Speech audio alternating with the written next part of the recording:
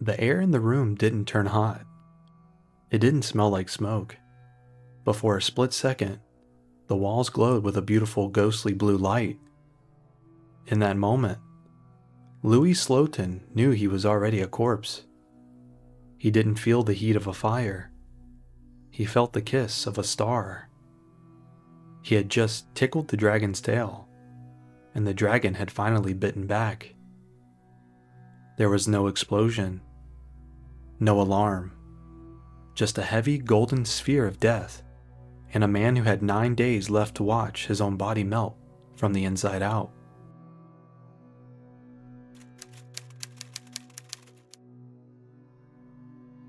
Los Alamos, New Mexico, May 21st, 1946. The lab is quiet, tucked away in the high desert. It's a place of secrets and shadows. Inside, a group of men in lab coats gather around a table. In the center sits a 14-pound sphere of plutonium. They call it the Demon Core. It's heavy, cold to the touch, and holds enough power to level a city. Louis Slotin is the man in charge. He's confident, maybe too confident. He isn't using remote arms or lead shields. He's wearing a blue short-sleeved shirt and jeans. His tool of choice? A simple, flathead screwdriver. The goal is to bring the core to the edge of a nuclear chain reaction. Slotin lowers a half shell of beryllium over the core. If the shell closes completely, the plutonium goes critical. It becomes a miniature sun. Slotin's only safety net is the tip of that screwdriver, wedged in a tiny crack to keep the shell from shutting. The room is tense. The only sound is the frantic click, click, click of a Geiger counter. It sounds like 1,000 insects hitting a window.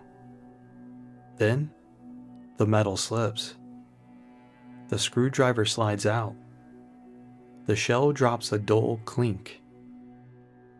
In an instant, a flash of blue light floods the room. It's radiation, the physical manifestation of a death sentence. While the other 7 scientists frozen in shock, Slotin lunges forward. He grabs the searing metal with his bare hands and flips it off the core. He stops the reaction. He saves his friends. But as he stands there, the taste of sour pennies fills his mouth. His left hand begins to tingle. He looks at his colleagues and says the only thing there is left to say. Well, that does it. The dragon didn't just bite him. It swallowed him whole.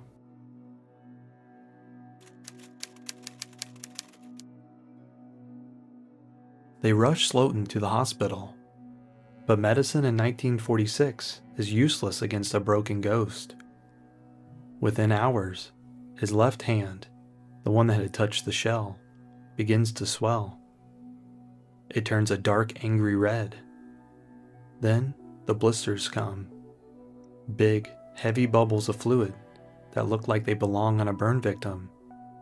Yet, there was no fire. The doctors call it a 3-dimensional sunburn.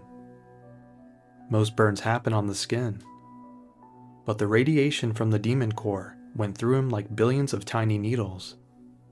It shredded his DNA. It told his cells to stop replicating. By day 3, the skin on his arms began to slip off in sheets.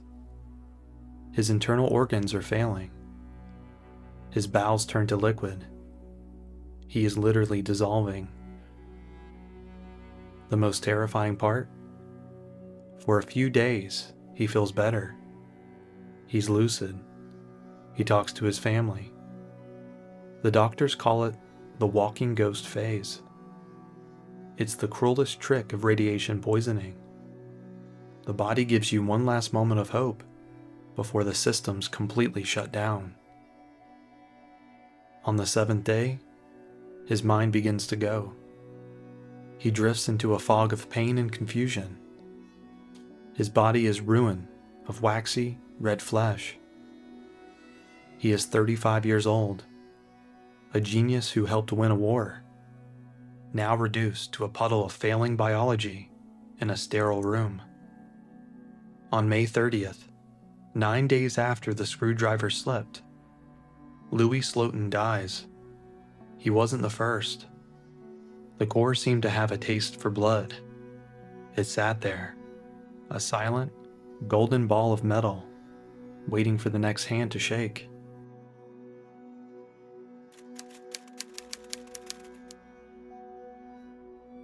You might wonder what happened to the demon core. Did they bury it in a lead coffin? Did they drop it in the ocean? No, they kept working. After Slotin's death, the scientists at Los Alamos finally realized that tickling the dragon's tail with a screwdriver was madness. They moved to remote-controlled machines. They put walls of lead between the men and the metal. But the demon core itself? It had a destiny. It was originally scheduled to be dropped over Japan during Operation Crossroads, the post-war nuclear test.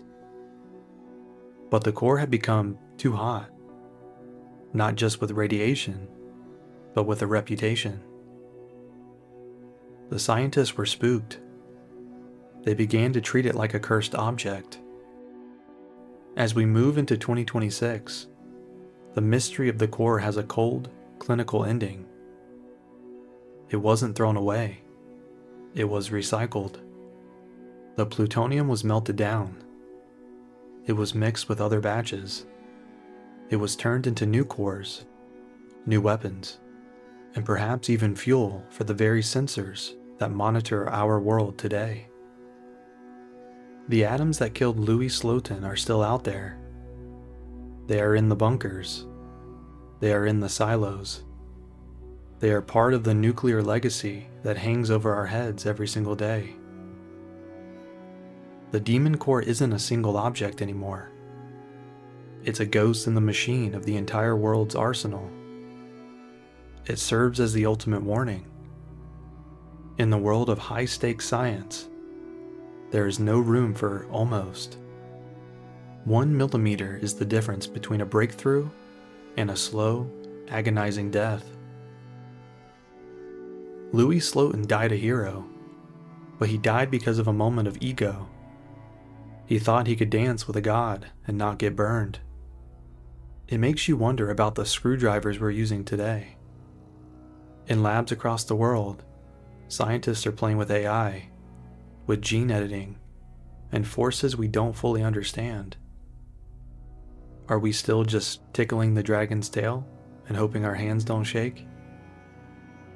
The demon core is gone, melted into 1,000 different pieces. But the lesson remains. Some things aren't meant to be touched by human hands. Tell me in the comments, do you think Slotin was a hero for saving his team? Or was he responsible for his own fate because of his recklessness? And would you have the courage to flip that lid if the room turned blue? Hit like if you want more deep dives into the shadows of history. Stay safe. Thanks for watching.